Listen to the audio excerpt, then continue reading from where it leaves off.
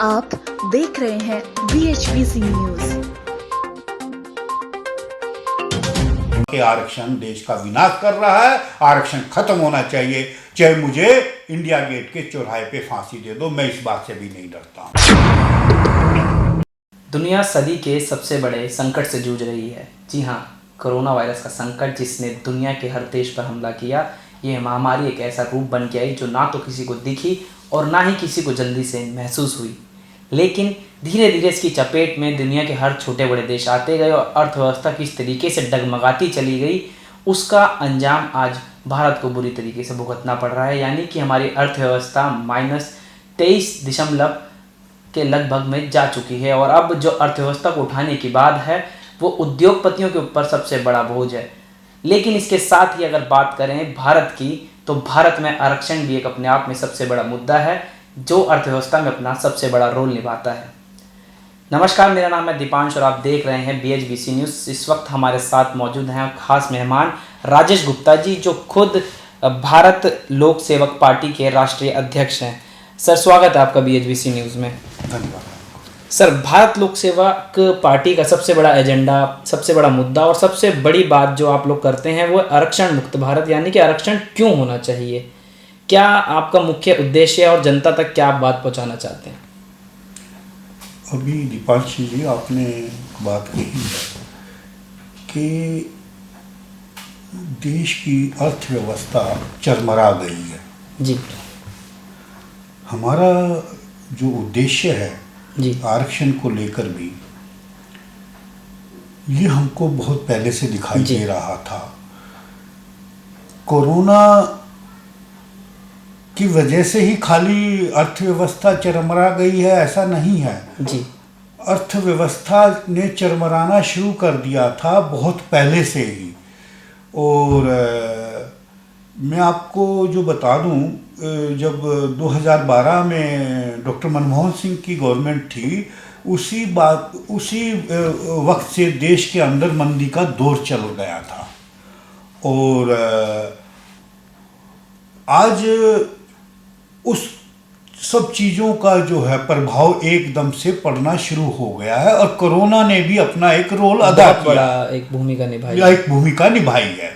मैं ये नहीं कहता कि कोरोना कोई कारण नहीं है, लेकिन खाली कोरोना की वजह से ही देश की अर्थव्यवस्था नहीं डगमगाई है। राजेश जी, मैं आपको रोकना चाहूँगा। एक सबसे बड़ा सवाल ये है कि सरकार अपने आंकड़े पेश कर रही है। सरकार ये बता रही है कि कोरोना से जो मंदी का दौर आया है, जो पलायन हुआ है बड़े स्तर पर, यानी कि देश ने आज से पहले इतना बड़ा पलायन इतने बड़े स्तर पर नहीं देखा था।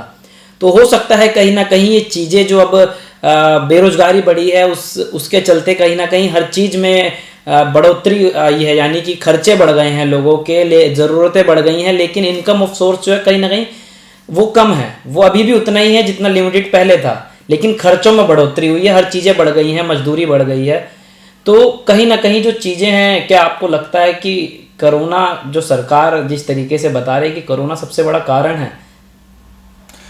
देखिए, अब सरकार क्या कहती है, प्रजातंत्र है, दूसरे लोग क्या कहते हैं, इस पे टीका टिप्पणी करना सही नहीं है। जी, मैं अपनी बात को जो है कह सकता हूँ और उसको सिद्ध करने का भी प्रयास करूँगा आपको मैं, कि वही जो है खाली कोरोना की वजह से जो है अर्थव्यवस्था चरमरा नहीं गई है। जो इकोनॉमिक क्राइसिस है, जो आर्थिक संकट है, उसमें कई कारण हैं।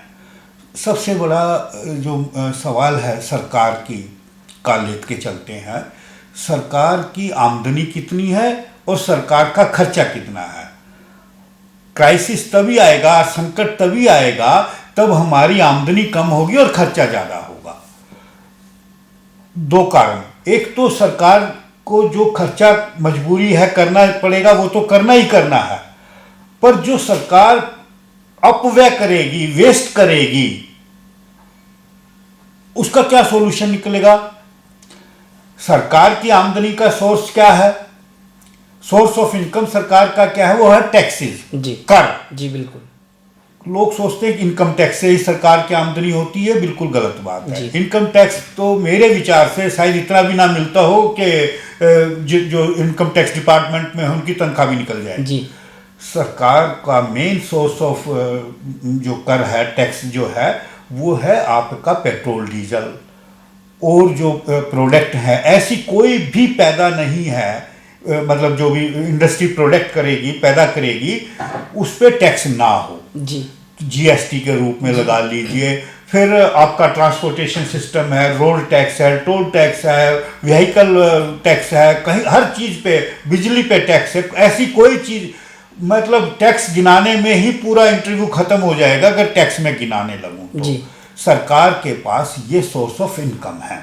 जी, अगर मान लीजिए जो रीढ़ की हड्डी है किसी भी देश की, जिन लोगों ने तरक्की की है, वो है उद्योग, इंडस्ट्री। अगर इंडस्ट्री फेल हो जाएगी हमारी, जी, तो सरकार के पास टैक्स कहां से आएगा? जी, एक इंडस्ट्री है, कोई भी वो चीज प्रोड्यूस करता है या प्रोडक्ट करता है, वो टैक्स तभी देगा जी। तब उसको उस प्रोडक्ट पे कोई लाभ होगा। जी, बिल्कुल, अगर वो माइनस में चली जाएगी, घाटा होगा, तो वो इंडस्ट्री बंद हो जाएगी, बिल्कुल, ऑटोमेटिकली है। बिल्कुल। अब सरकार टैक्स लगाती है। मान लीजिए, मैं एक छोटा सा एग्जांपल देता हूं। हमारे यहाँ मान लीजिए जो इंडस्ट्री है, उसको बिजली की जो पर यूनिट कॉस्ट देनी पड़ती है 20 रुपए पर यूनिट। एक देश, कोई दूसरा देश है जहां बिजली की कॉस्ट है 10 रुपए पर यूनिट। इसी तरीके से मान लीजिए एक और देश है जहां पेट्रोल मिलता है 40 रुपए लीटर। हमारे देश में 80 लीटर पेट्रोल मिल रहा है, डीजल 80 रुपए लीटर मिल रहा है।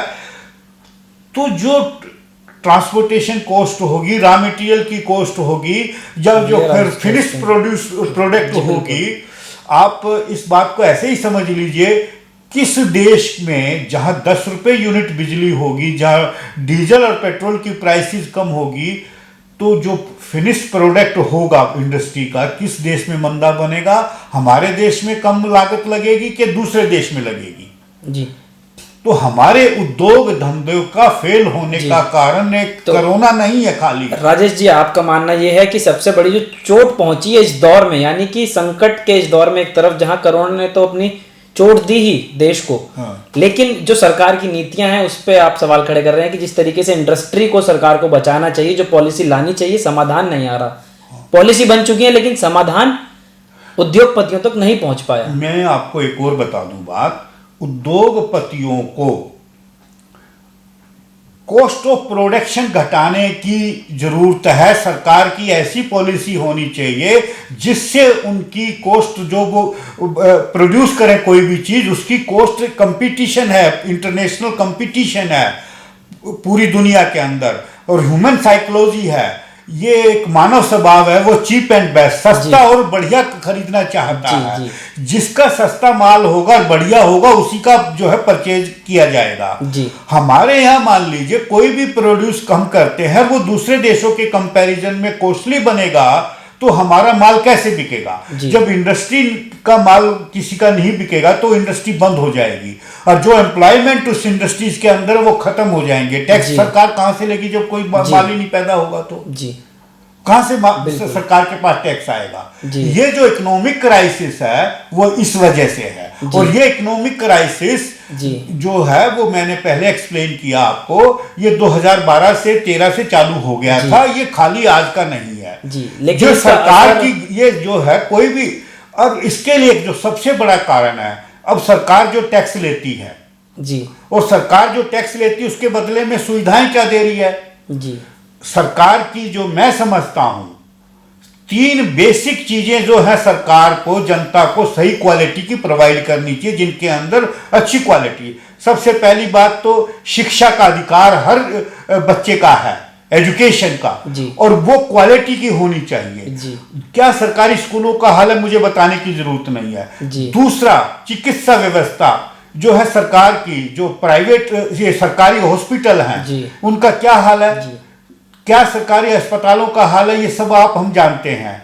और इसके बाद तीसरा जो सरकार को चाहिए, कोई भी सरकार है, वो ट्रांसपोर्टेशन सिस्टम, आवागमन के साधन मिनिमम कॉस्ट पे, चीप एंड बेस्ट क्वालिटी के प्रोवाइड करने चाहिए। जिन देशों ने तरक्की की है वहां पे यही बेसिक जो चीजें हैं, 3 सरकार जो है क्वालिटी की प्रोवाइड करती है। नंबर 1 पे स्कूल शिक्षा, नंबर 2 पे चिकित्सा व्यवस्था, नंबर 3 पे ट्रांसपोर्टेशन सिस्टम। ये बेस्ट क्वालिटी का नहीं है हमारे देश में। और कोई भी आम नागरिक न तो प्राइवेट न तो सरकारी ट्रांसपोर्टेशन में जाना चाहता है, न सरकारी स्कूल का इस्तेमाल करना चाहता है, और ना ही सरकारी अस्पताल का इस्तेमाल करना चाहता है। और वो क्यों नहीं करना चाहता, आप और हम जानते हैं कि आरक्षण की वजह से तीनों ही चीजें घटिया सतर की हैं देश के अंदर। और जो आरक्षण के समर्थक लोग हैं, मैं उनसे भी पूछना चाहता हूं, क्या आप सरकारी स्कूल का इस्तेमाल करते हैं? क्या आप सरकारी अस्पताल का इस्तेमाल करते हैं? कितने ही लोग, नेता लोग भी और भी, जो कोरोना से पीड़ित हुए, किसी ने सरकारी अस्पताल में जाके अपना इलाज करवाया? क्या किसी नेता के सरकारी स्कूल में बच्चे पढ़ते हैं? कितने नेता जो है सरकारी ट्रांसपोर्टेशन में यात्रा करते हैं? जी, तो आप बताइए फिर मुझे। जो इस्तेमाल करते हैं वो गरीब मजदूर और गरीब किसान करते हैं, जो हमारे गांव में रहते हैं। और ये जो आरक्षण की वजह से सबसे ज्यादा शोषण जो है गरीब मजदूर और किसान का हो रहा है। अगर आरक्षण खत्म हो जाए तो बेस्ट क्वालिटी की चीजें मिलने लग जाएंगी और लोगों का जीवन स्तर अपने आप सुधर जाएगा। और ये जो इकोनॉमिक क्राइसिस है, इसको भी हम काबू पा सकते हैं, बशर्ते के सरकार में जो बैठे हैं उनकी इच्छा शक्ति होनी चाहिए। ये खाली एक सरकार बदलने से ये काम नहीं होगा। आज जो ओपोजिशन पार्टियां हैं वो भी आरक्षण की प्रबल समर्थक हैं। जब तक देश की बागडोर ऐसे लोगों के हाथ में नहीं आएगी जो क्वालिटी की चीज प्रोड्यूस करेंगे, जो टैक्स का सदुपयोग करेंगे, तब तक इस देश को बचाना मुश्किल हो जाएगा। और ये देश दिन पे दिन गर्त में जा रहा है और आगे बढ़ेगा। राजेश जी, सबसे बड़ी चीज जो प्रधानमंत्री ने खुद कही और खुद इसका आह्वान किया कि आत्मनिर्भर भारत की बात होनी चाहिए और लोगों को इसमें बढ़ चढ़कर हिस्सा लेना चाहिए। उन्होंने कहा कि देश की चीज अगर देश में बने और देश में ही बिके तो कहीं ना कहीं इकोनॉमी का जो पहिया है वो तेज गति से घूमने लगेगा। तो क्या लगता है कि आत्मनिर्भर भारत और 20 लाख करोड़ का जो आर्थिक पैकेज जो देश को मिला इस आपदा में, कहीं ना कहीं वो कहीं इस इकोनॉमी में धक्का लगा सकता है आगे के समय के लिए? मैं एक बात बता दूं, ये टेम्परेरी फेस है, ये इस तरीके की जो फैसिलिटीज प्रोवाइड करना। 20 लाख करोड़ क्या, 100 करोड़ भी दे दीजिए, 100 लाख करोड़ भी दे दीजिए, ये कब तक आप बांटते रहेंगे? कब तक देते रहेंगे? पैर आएगा कहां से पैसा? फिर टैक्स लगाएंगे, फिर आमदनी, फिर महंगाई बढ़ेगी। यानी कि आप बता रहे हैं कि पॉलिसी बन रही है लेकिन समाधान, असल जो रूट बाय रूट समाधान होना चाहिए वो नहीं मिल पा रहा। ये हो, इससे समाधान हो ही नहीं सकता। समाधान तब, अब मान लीजिए मजदूर है, उसको जब उसकी आमदनी ही नहीं बढ़ेगी तो उसका जीवन स्तर कैसे, कब तक उसको क्या मुफ्त क्या क्या देते रहोगे? अभी आपने देखा होगा कोरोना के अंदर पलायन हुआ मजदूरों का। ऐसे कितने ही मजदूर थे जो पैदल जा रहे थे, जिनके पैर में चप्पल भी नहीं थी। जी, जो चप्पल पहले आप रोटी खाओगे कि चप्पल खरीदोगे? जी, तो जब बताइए कपड़े तब पहनोगे ना, तब कोई चप्पल, जब आपके पास पेट में रोटी डालेगी। और जब तक मजदूर की मजदूरी और या किसान की आमदनी नहीं बढ़ेगी, कोई भी व्यापार धंधा, उद्योग धंधा नहीं चल सकता।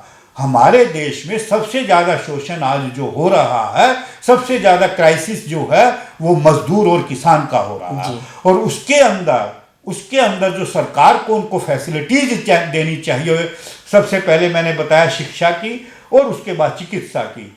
आप जाके देख लीजिए, गांव के हालत की बात छोड़ दीजिए, जिन शहरों में आप रह रहे हैं उन शहरों के सरकारी अस्पताल और सरकारी स्कूलों का क्या हाल है।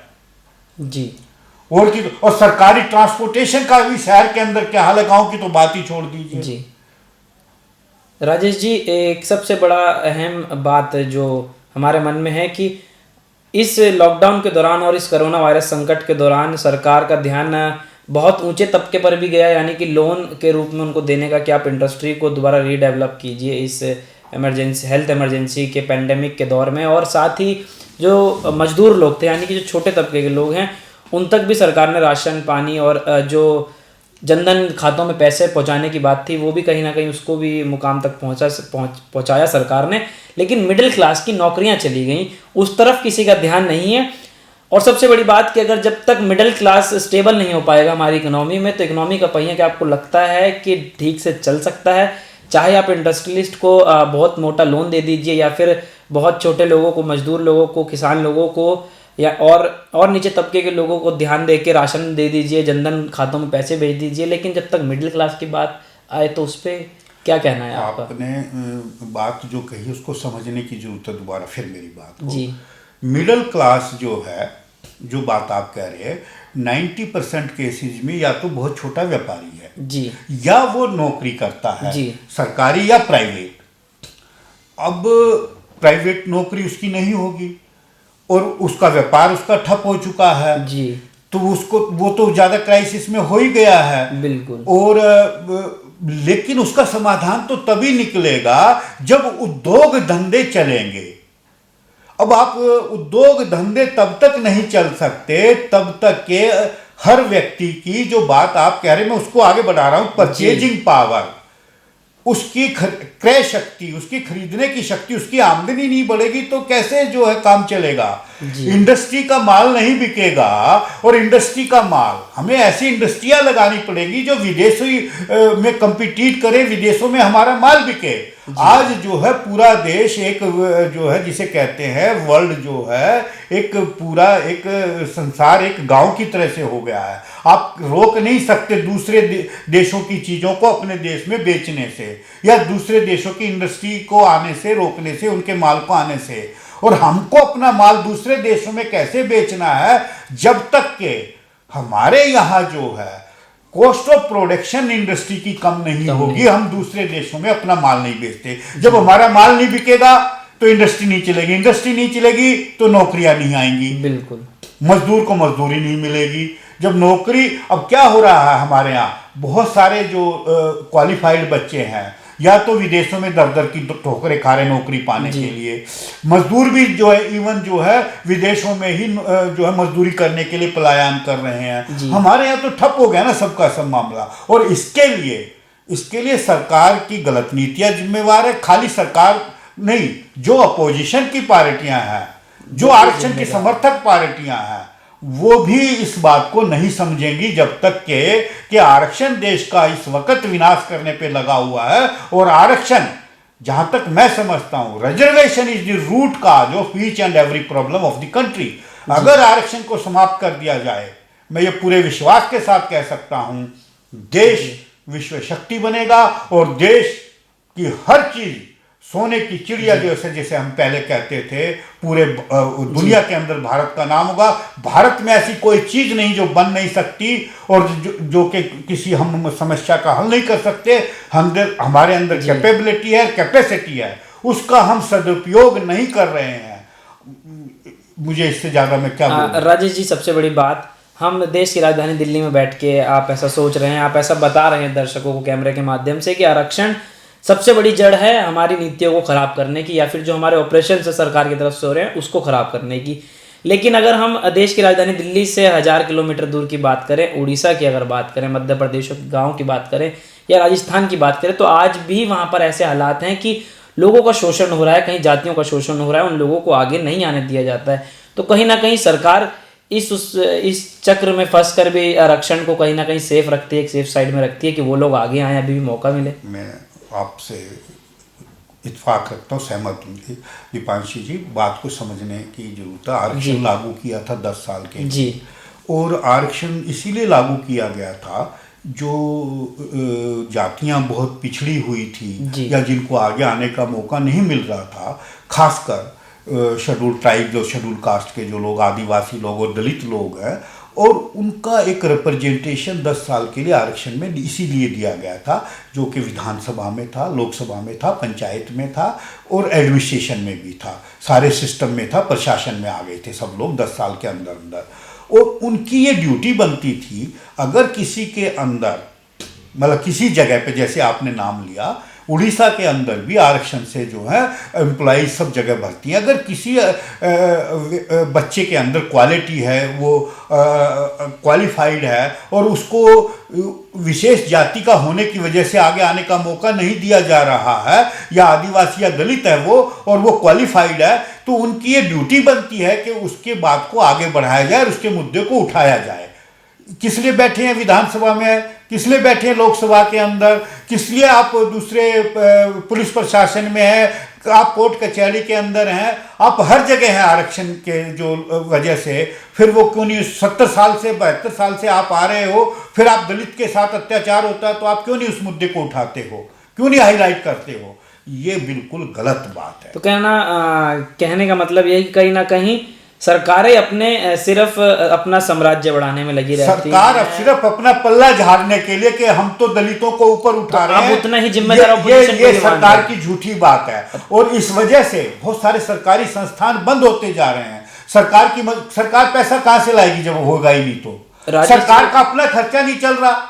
सरकार के नेताओं का जिस तरीके से वो जो है जिस अवहेलना कर रहे हैं, हाँ, उसके साथ जैसे जैसे उनके खर्चे बढ़ते जा रहे हैं, उनकी पेंशन है, उनके भत्ते हैं एमपीज के, एमएलएज के, पंचायत में, वो सब जगह जो है सरकारी जो खर्च वो दिन पे दिन बढ़ता जा रहा है। सरकार की आमदनी नहीं है तो सरकार अपने संस्थान बेचेगी, कब तक बेचती रहेगी? यानी कि ये देश दोबारा गुलाम होने के कगार पे खड़ा हो गया है। राजेश जी, सबसे बड़ी बात आपने कह दी कि देश गुलाम होने के कगार पे खड़ा हो चुका है। यानी कि ये मानना पड़ेगा कि इंडस्ट्रियलिस्ट को, यानी कि बिजनेसमैन को, बिजनेस ओनर को जब तक सरकार ठीक से सपोर्ट नहीं करेगी समाधान के साथ, तो कहीं ना कहीं देश की जो अर्थव्यवस्था है वो डूबती चली जाएगी। उसको निकालने का हल या समाधान, इसमें मैं एक बात ऐड कर रहा हूं दीपांशी जी, कि खाली इंडस्ट्री ऐसा नहीं होगा, इंडस्ट्री ऐसे उठ जाएगी। आपको सरकार को जो सिस्टम मैंने बताए थे, ट्रांसपोर्टेशन सिस्टम, सरकारी स्कूल और सरकारी अस्पताल, इनकी क्वालिटी इंप्रूव जब तक नहीं हो सकती जब तक रिजर्वेशन है, आरक्षण है।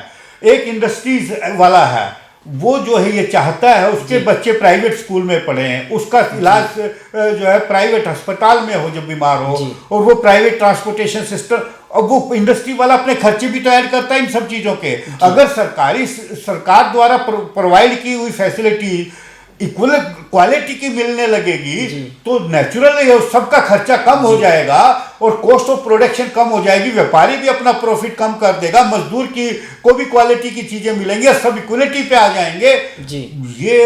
ये खाली कहने मात्र से नहीं होगा। राजेश जी, सरकार से आपकी क्या दरख्वास्त रहेगी, क्या संदेश रहेगा आखिर में, और देश की जनता को साथ में क्या संदेश रहेगा कि आरक्षण के विरोध में आप लोग हैं?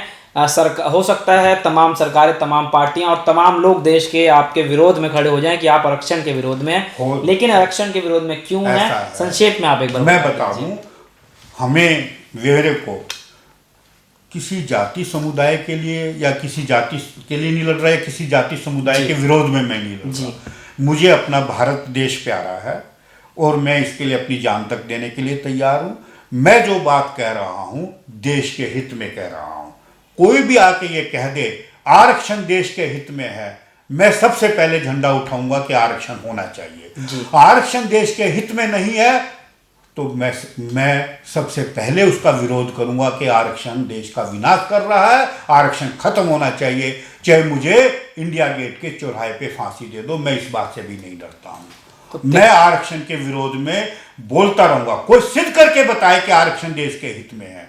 और जो आरक्षण चाहते हैं मैं उनसे पूछना चाहता हूं कि आरक्षण के डॉक्टर से अपना इलाज करवाइए और आरक्षण के अध्यापक से अपने बच्चों को पढ़ाइए, तब तो हम माने कि वो सही कह रहा है। जब वो चाहते क्वालिटी की चीजें हर जगह और वो प्राइवेट ट्रांसपोर्टेशन सिस्टम का इस्तेमाल बंद करे, सरकारी उसमें जाए, तब माने कि भाई वो जो है कहता है कि आरक्षण देश के हित में है। जी, तो कहीं ना कहीं जो बातें हैं उसका जो निचोड़ है कि राजेश जी ने बताया कि किस तरीके से जो आरक्षण है वो देश को खोखला करता जा रहा है, दीमक की तरह देश में लग चुका है।